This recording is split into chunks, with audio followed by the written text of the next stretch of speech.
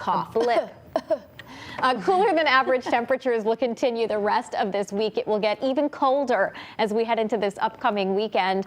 Of course, tomorrow night, as we mentioned, we start off as a little bit of snow or a wintry mix, changing over to rain. The wintry portion is brief, but it could make the road slippery for a little while, especially in the Northwest Hills. We are all rain, though, by Wednesday morning when you wake up, and a dry stretch of weather, of course, after getting through the day on Wednesday. It's dry Thursday right through this upcoming weekend, even though it will be cool. Here is the disturbance that we are tracking, and it will be cold enough again for wintry stuff to start, but transition over to rain because of the way it's tracking. Low temperatures tonight dropping into the lower to middle 20s. It is going to be a cold night out there. We will definitely see a few teens sprinkled in here, especially for some of our cooler spots and outlying areas. I think it will be the coldest night that we've seen so far this season. I mean, nothing unusual for November, though. You know what was unusual?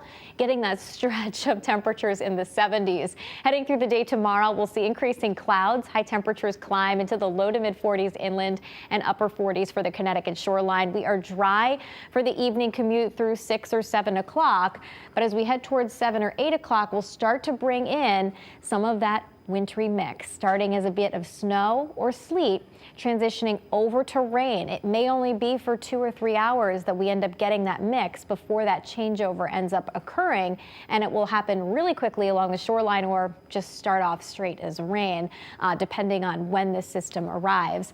And it will stay as snow a little bit longer up towards the north and especially in the higher elevations. Now, one thing we are watching is that temperatures will be below freezing in parts of northwestern Connecticut through the overnight, and that could put a little bit of a light icy glaze down. So especially people that are up driving around overnight, the roads could be particularly slippery. Because temperatures will be above freezing statewide by Wednesday morning, I think most of the state's morning commute is just fine.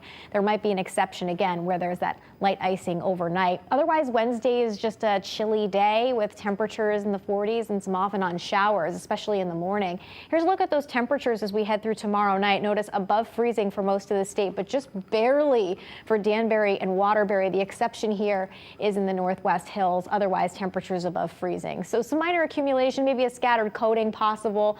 Otherwise, maybe up to an inch or two for northwestern Connecticut.